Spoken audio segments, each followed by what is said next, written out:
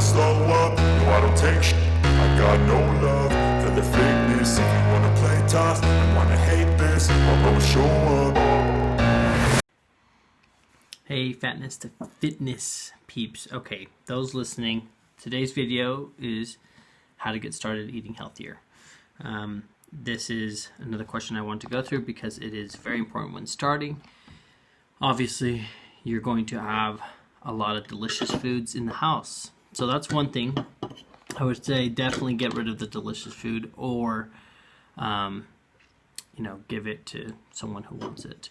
And I'm not saying like eat it to get rid of it. So that's one way to do it, because if it's there and you have like what's trigger food, that word is kind of weird now, but if you have a trigger food which makes you escalate into eating more, I would get rid of it. But if not, you can do it. You can actually have it in the house and still eat moderate amounts of it, or just stay in deficit with it in the house and do it. So I guess the first part that I want to bring up is how to start eating healthier. I think I like to start with drinking more water and adding protein. That's like your first staple go-to, the thing I use that I saw a significant change. And it's twofold. First off, the water. If you drink more water with every meal, drink a cup or two before you eat, you're not going to eat as much. If you eat more protein and have protein per every meal, same thing, you're not going to eat as much. You're going to get full. So they both have a satiating effect where you're going to be full. Number two, the protein in the meal is by far the most important part of, besides like probably veggies, of the meal. So your body's made out of proteins. So it's the basic, foundational part of creating a body. And a way to think of it is, your protein, your body's a house, and protein is the building blocks, right, for every structure anatomically, so of the cells. So it is like bricks and let's say 2x4s, wood. Nowadays we have a shortage of wood in construction. So imagine if there was also a shortage of cement. That's what it would be like. So you have your home and you want to storm the weather. There's a storm coming, and your house only has so many support beams, a little bit of cement here and there. So this is why it's important to have it every meal if you can. If you don't eat often, that's even better. Have it the 3 times you eat it. 3 times a day you eat, have it every meal. If you can, try to get around 1 pound. And there's like studies that say it's like not much more beneficial, a little bit more, so 1.5 up to 1.5, a little bit less than a pound of lean body mass. So figure that out. You can do it through Google. I'm sure I'll do it here eventually. Show you guys how to do that. So protein source also has a high thermogenic effect. So it's built differently, right? It's brick. So picture it like that. And you have your carbs, which are like your popcorn, bread, fruits, veggies, like all the yummy food, pizza. So carbs are the way they're made up, they're easily broken down. So if you have like bread in your stomach, it gets dissolved quickly and put out in your body. Fats are covalently bonded, and so those guys take a while to break down because they're double bonded. Anyways, it gets into the nitty-gritty, but like it's breaking down very slowly. So it's for sustained energy. Unless you have like mid-chain triglycerides, which is like MTC oils or MCT oils, like coconut oil, that will have like a medium amount of breakdown, so you can use it for some like quicker energy too.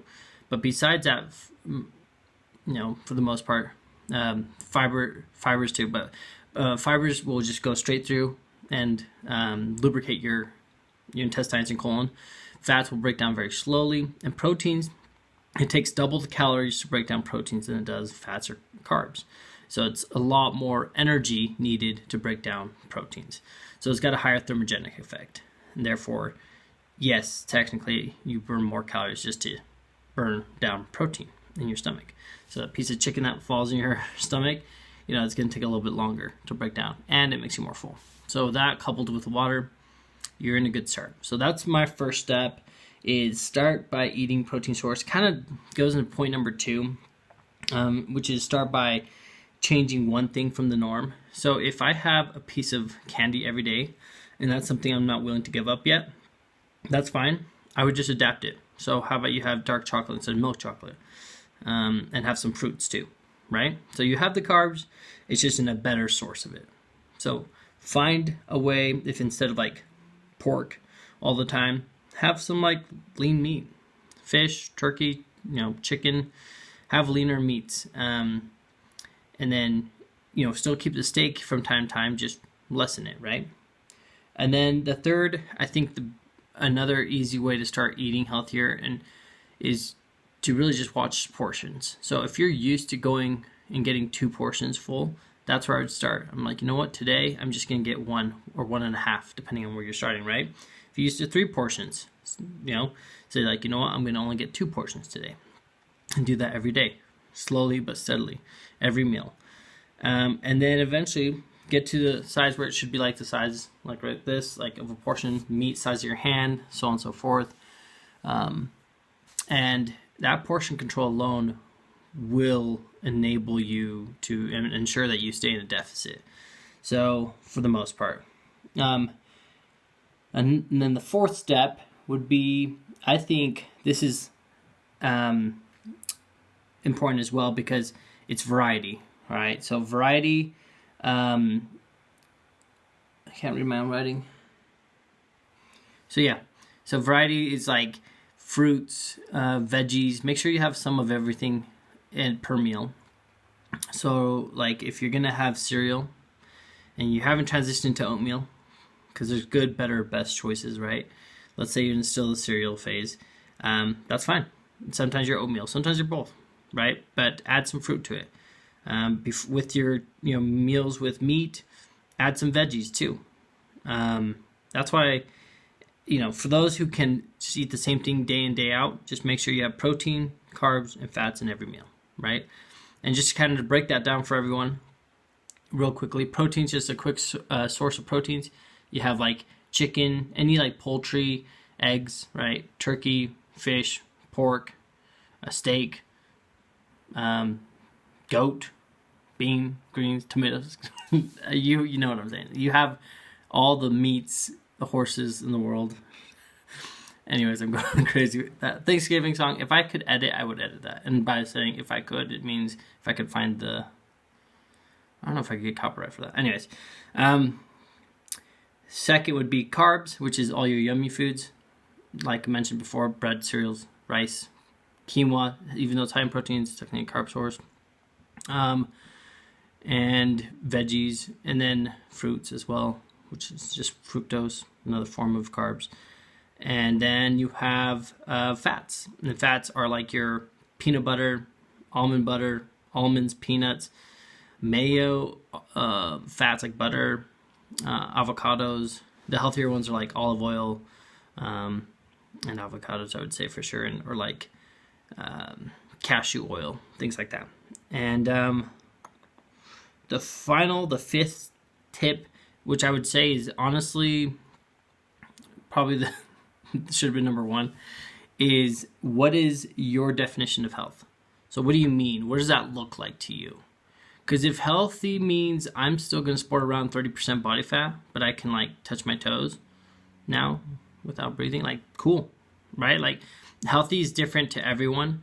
I think the doctor, obviously, that's what doctors try to do, is make, generally speaking, some kind of standard of what health is.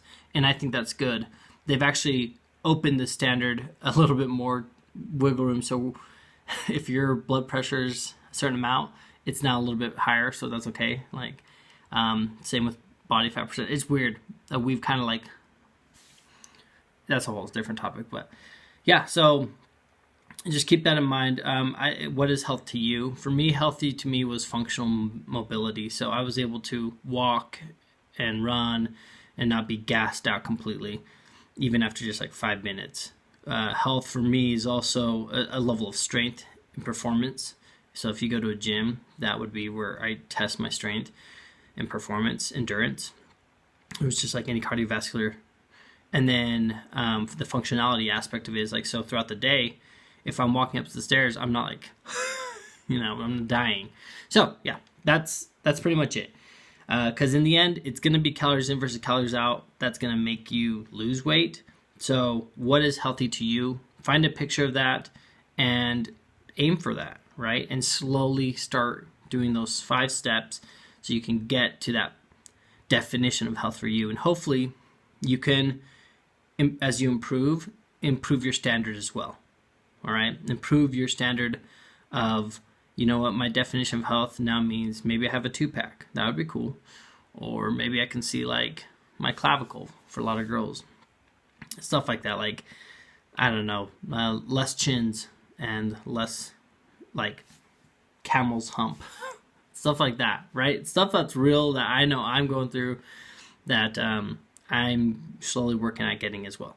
So I hope this has been helpful, informative, educational, stupidicational, whatever, entertaining at some point, but just really I hope that you can put to practice these things because it does work. I know it, and I will continue to show it. So if you have any other questions, whatnot, and comments below, I know it's, you're probably not going to say anything, but you could, and you should, and you can. But either way, it's there. But of course, help the algorithm, help this channel.